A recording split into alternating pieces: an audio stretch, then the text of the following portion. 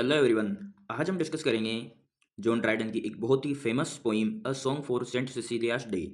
दरअसल जो Saint Sicilia थी, ये क्रिश्चियनिटी में एक पेट्रोन सेंट थी, यानी कि संगीत की संरक्षिका संत मानी जाती है क्रिश्चियन धर्म में। और 22 नवंबर को सेंट सिसिलिया डे मनाया जाता है, तो उन्हीं के सम्मान में ये पोइम लिखी गई थी।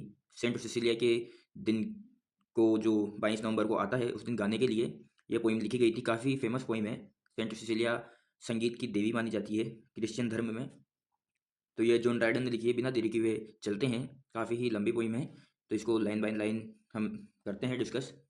तो यहाँ पर पहले मैं बता दूं कि इसमें 7 स्टेंजा और एक ग्रैंड कोरस है। 7 स्टेंजा और एक ग्रैंड कोरस, यानी देखा जाए तो टोटल 8 स्टेंजा है। तो यहाँ पहला स्टेंजा की शुरुआत करते हैं। From harmony from heavenly harmony, यानी कि हारमनी का मतलब है कि संगीत, संगीत से और स्वर्गीय संगीत से। दिस यूनिवर्स फ्रेम बिगन, इस संसार की जो सृष्टि है, ये संसार है, इसकी शुरुआत हुई है। इसका जो ढांचा, फ्रेम यानी ढांचा बना है, तो संगीत से और स्वर्गीय संगीत से ही इस संसार का ढांचा बना है। When nature underneath a heap, जब प्रकृति पड़ी थी अ हीप, ढेर के रूप में, ऑफ जेरिंग एटम्स ले, यानी कि असंगठित परमाणुओं के ढेर के रूप में बिखरी हुई थी जब ये प्रकृति। And could not heave her head, यहाँ पर पर्सोनिफाई किया गया है नेचर को कि and could not heave her head, और अपना सिर भी नहीं उठा पा रही थी। The tuneful voice was heard from high, एक बहुत ही ट्यूनफुल यानी कि मधुर आवाज़ सुनी गई फ्रॉम हाई, यानी कि ऊपर से। ऊपर का स्वर्ग से।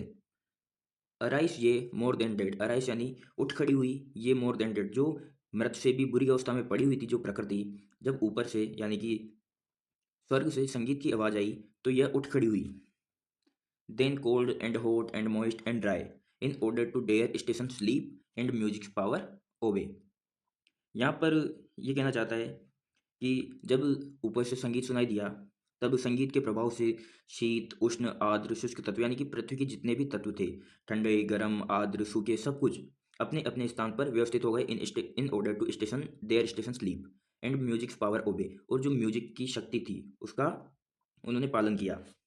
तो यहाँ पर इस वाले में ये कहना चाह रहा है कि जब प्रकृति अव्यवस्थित होकर पड़ी थी, तब स्वर्ग से एक मधुर संगीत की आवाज़ आती है, और जितने भी पृथ्वी के तत्व थे वो सब अपनी अपनी जगह पर व्यवस्थित हो जाते हैं। अभी पहला स्टेंजा ही चल रहा है। From harmony from heavenly harmony this universe frame began, वापस लाइन रिपीट की गई है कि हारमनी फ्रॉम हारमनी, यानी कि संगीत से, स्वर्गीय संगीत से ही इस पृथ्वी की शुरुआत हुई है, इसका ढांचा बना है। फ्रॉम हारमनी टू हारमनी, संगीत से ही संगीत तक। Through all the compass of it, compass of the notes it ran and diapason closing full in man, यानी इसका मतलब है कि संगीत एक सुर से दूसरे सुर तक फैलता हुआ संपूर्ण ध्वनि परास में व्याप्त हो गया। नोट्स यानी कि स्वर होते हैं, और कंपास यानी कि संपूर्ण भूभाग में। तो from harmony to harmony, through all the compass of the notes it ran the diapason closing full in man, यानी कि संगीत एक सुर से दूसरे सुर तक फैलता हुआ संपूर्ण ध्वनि में व्याप्त हो गया। और संगीत की पूर्णता मनुष्य के में आकर संपन्न हो गई, यानी जो डायपेशन क्लोजिंग फुल इन मैन, यानी जो संगीत था, संगीत की पूर्णता थी, डायपेशन यानी इसकी पूर्णता, क्लोजिंग यानी खत्म हो गई, फुल इन मैन पूरे इंसानों में भर गई। तो ये आपका पहला स्टेंजा हुआ। अब चलते हैं दूसरे स्टेंजा की तरफ। What passion can not music raise and quell, यहाँ पर पहली लाइन दूसरी स्टेंजा की कि what passion can not music raise and quell, यानी कि संगीत ऐसी शक्ति है जो किसी भी भावना को उत्पन्न कर सकती है। पैशन यानी इमोशन, की भावना को उत्पन्न भी कर सकती है और शांत भी कर सकती है। वेन जुबल स्ट्रक द कोडेड शेल, जब जुबल ने कोडेड शेल को स्ट्रक यानी मारा, यानी कि उसके तारों पर मारा। अब जुबल कौन है? तो जुबल यह जो बाइबल है, तो बाइबल में जो पहला म्यूजिशियन है वो जुबल है। तो यहाँ पर वेन जुबल स्ट्रक द कोडेड शेल, जब जुबल ने कोडेड शेल बजाया, यानी कि जुबल कोडेड शेल बजाता था।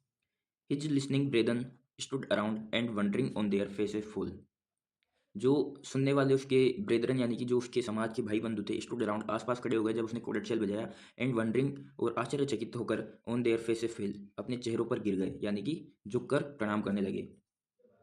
To worship that celestial sound, उस स्वर्गीय, उस पूजनीय जो स्वर्गीय साउंड था, उसकी पूजा करने के लिए।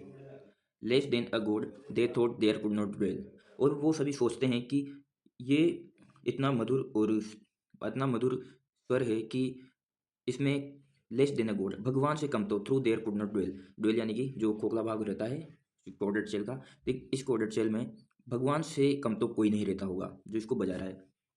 With in the hollow of the shell, उस शेलों के जो खाली भूभाग में, that spoke so sweetly and so well, वह इतना मधुर और इतनी अच्छी तरीके से बज रहा था कि what passion can not music raise and quell, कि कौन सा जो इमोशन है वो म्यूजिक नहीं उत्पन्न कर सकता और नहीं समाप्त कर सकता।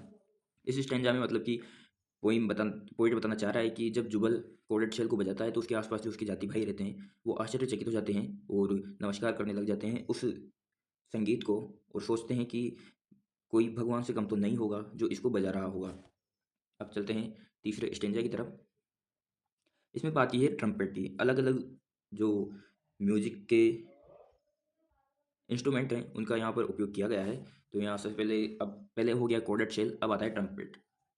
दैट ट्रम्पेट लाउड क्लेंजर, जो ट्रम्पेट का लाउड क्लेंजर होता है, यानी कि ट्रम्पेट जानते हो आप तो रही। एक्साइटेड अस टू आर्म, जो ट्रम्पेट का लाउड क्लेंजर यानी कि वो जो उसकी लाउड जोरदार आवाज़ होती है, एक्साइटेड अस टू आर्म, हमें लड़ने को एक्साइट करती है। With shrill notes of anger, shrill notes यानी पतले स्वर, ऑफ एंगर, और जो उसके पतले स्वर होते हैं, एंड मोर्टल अलार्म्स, वो हमें मोर्टल कर देते हैं। मोर्टल अलार्म्स का मतलब है कि अमर ध्वनि उत्पन्न करते हैं। The double double double beat, अब यहाँ पर आ रहा है किसकी, ऑफ द थंडरिंग ड्रम, यानी कि ड्रम की यहाँ पर डबल आवाज़ बताई जा रही है जैसे वो धम धम धम धम करता है। तो double double double beat of the thundering drum, यानी कि गरज से ढोल की दुगनी तिगुनी ताल, वीरता और जोश उत्पन्न करती है। क्राइस हार्क द वॉइस कम, जोश उत्पन्न करती है कि क्राइस, और कहती है हार्क द वॉइस कम, यानी कि आ रहे हैं वॉइस यानी शत्रु, कि शत्रु आ रहे हैं। Charge charge this too late to retreat, यानी कि ढोल की जो डबल डबल आवाज़ होती है वो हमें उत्तेजना उत्पन्न करती है और बताती है कि शत्रु आ रहे हैं। चार्ज चार्ज, खुद को चार्ज करो। This too late to retreat, ये पीछे मुड़ने के लिए अब बहुत देरी हो गई है, यानी कि पोइट इसमें कहना चाहता है कि शत्रु आ गए हैं और पीछे मुड़ने के लिए अब बहुत देरी हो चुकी है। यह हमें बताता है, जो ड्रम का साउंड होता है वो हमें यह बताता है। अब चलते हैं चौथे स्टेंजा पर। तो अब आ चुके हैं हम स्टेंजा नंबर 4 पर। The soft complaining flute in dying notes discovers, यहाँ पर फ्लूट यानी बांसुरी के बारे में बताया गया है कि सॉफ्ट कंप्लेनिंग फ्लूट यानी कि मधुर शिकायत करती हुई बांसुरी इन डाइंग नोट्स, अपने मंद पड़े हुए स्वरों में डिस्कवर्स घोषणा करती है the woof of hopeless lovers, hopeless lovers का दुख, यानी कि बांसुरी के बारे में बताया गया कि बांसुरी शिकायत करती है उन जो होपलेस लवर्स है उनके दुखों का। होपलेस लवर्स कैसे, जैसे कि किसी किसी दो लवर्स में से किसी एक की शादी कहीं पर और हो रही है तो वह उनकी होप टूट चुकी है, जो उनकी मैरिज की होप होती है वो टूट चुकी है, तो होपलेस लवर्स का दुख यहाँ पर बांसुरी बताती है। Whose dirge is whispered by the warbling lute, और उनका जो डर्ज का मतलब होता है कि शोक गीत, उनका जो शोक गीत है, दुख का गीत है, विस्पर्ड फुसफुसाता है, bye the warbling lewd, वार्बलिंग lewd के द्वारा, यानी कि ल्यूट होती है वीणा, वीणा के द्वारा उनका जो शोक गीत है वो फुसफुसाता है। अब बात करते हैं पांचवें स्टेंजा की। पांचवें स्टेंजा पे इसमें वॉयलिन के बारे में बताया गया है कि शार्प वॉयलिन प्रोक्लेम, यानी कि तीखे ध्वनि वाले वायलिन घोषणा करते हैं, प्रोक्लेम यानी घोषणा करते हैं, देयर जेलस पेंग्स, उनकी ईर्ष्या की पीड़ा। जेलस पेंग्स का मतलब ईर्ष्या की पीड़ा। ईर्ष्या की पीड़ा कैसे हुई, क्योंकि अगर किसी उनमें से किसी एक की शादी कहीं और हो रही है तो दूसरे को ईर्ष्या जेलसी होगी ही, क्योंकि अगर आपकी लवर की शादी कहीं और हो रही है तो आपको ईर्ष्या होगी ही। एंड डेस्परेशन, और निराशा, निराशा भी होगी। फ्यूरी फ्रेंटिक इंडिग्नेशन, यानी कि क्रोध, फ्रेंटिक इंडिग्नेशन यानी कि उन्माद, यानी कि वो जो आक्रोश होता है, उन्नत आक्रोश। फ्यूरी यानी कि क्रोध और उन्नत आक्रोश। Depth of the pains and height of passion, यानी कि दुखों की गहराई, पेन्स यानी यहाँ पर दुख है, तो डेप्थ ऑफ द पेन्स यानी दुखों की गहराई, और हाइट ऑफ द पेशन यानी कि इमोशन की ऊंचाई। फॉर द फेयर, अब यहाँ फॉर द फेयर का मतलब है कि उस लड़की के लिए, फेयर यानी सुंदर, सुंदर लड़की के लिए डिसडेनफुल डेम। अब यहाँ पर ऑक्सीमोरन है, एक तरफ लड़की को सुंदर बताया गया है लेकिन उसी के आगे डिसडेनफुल डेम, यानी कि घृणा योग्य घमंडी लड़की। तो यहाँ पर बताया गया है कि जो वॉयलिन है वो गुस्सा, आक्रोश व्यक्त करता है, निराशा और ईर्ष्या वाले दुख, इन सबको वॉयलिन वो बताता है, व्यक्त करता है। अब चलते हैं अगले स्टेंजा पर, स्टेंजा नंबर 6 पर। But oh what art can teach what human voice can reach, लेकिन ओ कौन सी आर्ट है यानी कौन सी कला है जो हमें सिखा सकती है, और what human voice can reach, और कहाँ तक जो मानवीय आवाज़ है वो जा सकती है।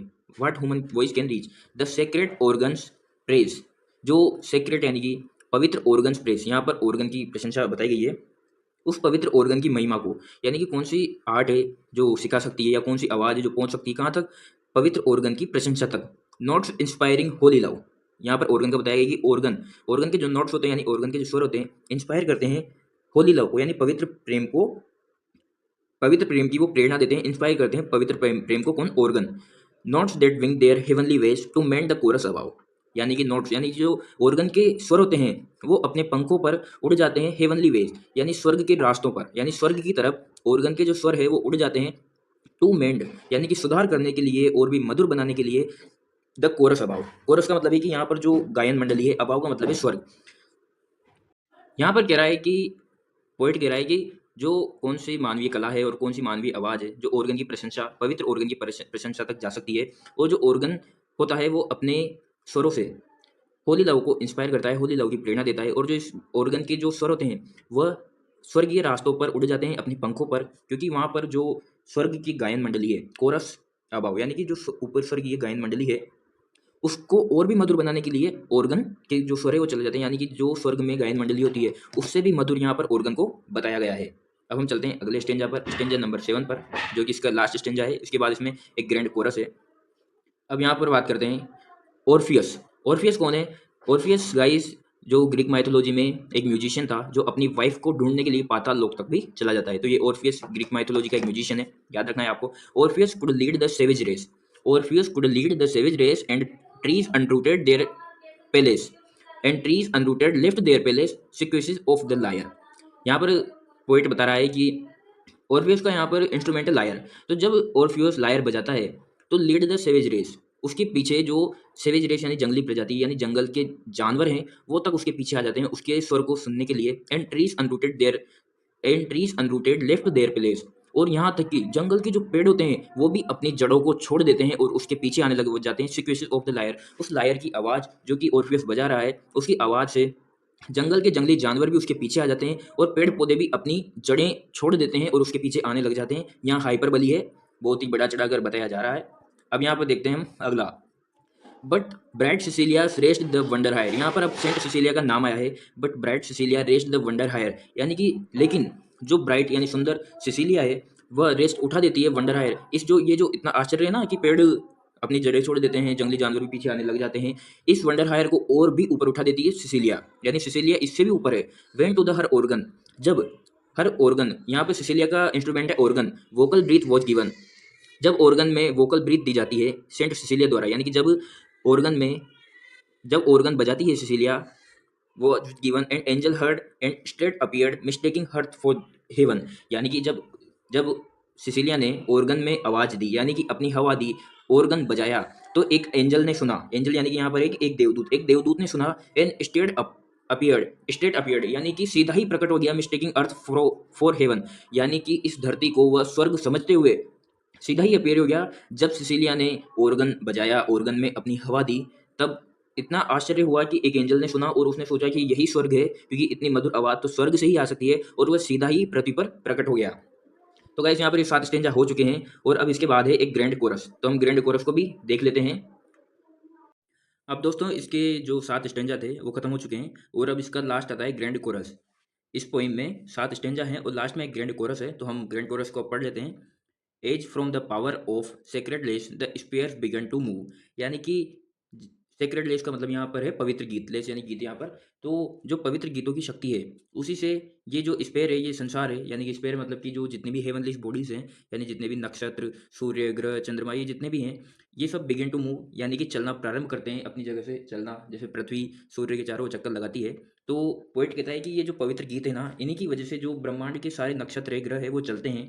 And sung the great creator's praise to all the blessed above, to all the blessed above, और sung the great creator's praise, great creator मतलब जिन्होंने इस संसार को बनाया, यानी सृष्टिकर्ता की प्रेज यानी प्रशंसा, उस महान सृष्टिकर्ता यानी जो सृष्टि की रचना करता है उसकी प्रशंसा में गीत गाते हैं, to all the blessed above, और गाकर किसको सुनाते हैं? To all the blessed above, blessed above मतलब कि जो ऊपर हैं और आशीर्वाद दिया हुआ है, ब्लेस्ड यानी जो ब्लेस्ड हैं, तो इसका मतलब ये जो ऊपर बाकी के देवता गण हैं जिन्हें आशीर्वाद, एक अनोखा आशीर्वाद मिला हुआ है, तभी तो वो देवता हैं। तो to all the blessed above का मतलब है कि जो ऊपर स्वर्ग में जो देवता हैं उनको सुनाता है ग्रेट क्रिएटर यानी कि सृष्टिकर्ता की प्रशंसा की गीत सुनाता है। So when the last and dreadful hour, अब यहाँ से लाइन चेंज होती है और अब पोइट बताता है कि जब जो लास्ट यानी अंतिम और भयानक समय आएगा, हावर मतलब कि यहाँ पर वो पल, कि जब वो पल आएगा खत्म, लास्ट यानी लास्ट और ड्रेडफुल भयानक समय आएगा, this crumbling pageant this crumbling pageant shall devour. Crumbling pageant का मतलब है, क्रम्बलिंग पेजेंट का मतलब कि ये ढहता हुआ, पेजेंट मतलब कि संसार। तो ये जो ढहता हुआ संसार है ना, शेल्ड एवर, खत्म हो जाएगा। यानी कि पॉइंट बता रहा है कि एक ऐसा दिन आएगा, एक ऐसा समय आएगा जब ये जो ढहता हुआ संसार है, ये पूरी सृष्टि है, ये खत्म हो जाएगी। और उस दिन the trumpet shall be heard on high. वो जो ट्रम्पेट है, यानी बिगुल, जो ट्रम्पेट है, shall be heard on high, सुना जाएगा बहुत ही ऊंचे स्वर में। जिस दिन ये पृथ्वी खत्म होने को आएगी ना, उस दिन जो ट्रम्पेट है वो बहुत ही ऊंचे स्वर में सुना जाएगा। The dead shall live, the living die. और जो मरे हुए लोग हैं वो जिंदा हो जाएंगे, और जो जिंदा हैं वो सब मर जाएंगे। यानी कि जो जो ग्रीक माइथोलॉजी में, क्रिश्चियन में एक मिथ है कि एक ऐसा दिन आएगा जिसे वो डे ऑफ जजमेंट कहते हैं, जिस दिन सभी मरे हुए तो जिंदा हो जाएंगे और सभी जिंदा मर जाएंगे। And music shall untune the sky. और जो म्यूजिक है वो इस संसार को अनट्यून कर देगा, यानी कि पहले जैसे अस्त व्यस्त कर देगा, और इस संसार को खत्म कर देगा। यानी कि पोइट इस पोइम के माध्यम से बताना चाहता है कि इस संसार की जो रचना हुई है ना, वो भी म्यूजिक से हुई है। और म्यूजिक का एक दिन ऐसा आएगा जब म्यूजिक ही इस संसार को खत्म कर देगा। उस दिन ट्रम्पेट ऊंची आवाज़ में सुना जाएगा। तो ये पोइम इस तरीके से थी। तो गाइस, आपको मेरा एक्सप्लेनेशन कैसा लगा? और अगर आपको सेकंड ग्रेड से रिलेटेड और भी पोइम्स चाहिए तो कमेंट में ज़रूर बताएं। Thank you. चैनल को अभी सब्सक्राइब करें।